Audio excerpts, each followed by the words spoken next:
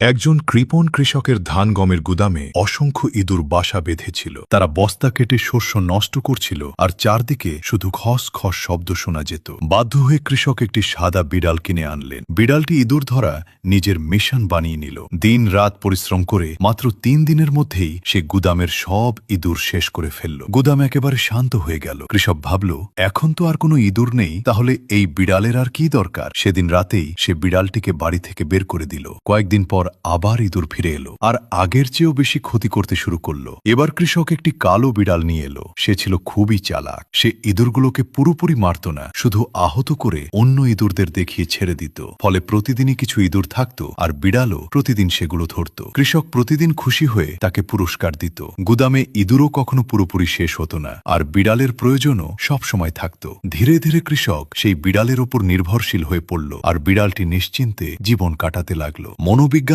একে over competent trap বলা হয়, অর্থাৎ সাদা বিড়ালের মতো যদি আপনি নিজের কাজ এতটাই নিখুঁতভাবে করে ফেলেন যে আপনার আর কোনো প্রয়োজনই না থাকে, তাহলে একসময় আপনাকেই সরিয়ে দেওয়া হতে পারে। তাই কখনো কখনো নিজের শতভাগ দক্ষতাই আপনার জন্য ঝুঁকির কারণ হয়ে দাঁড়ায়, আর সামান্য অপূর্ণতা অনেক সময় দীর্ঘমেয়াদী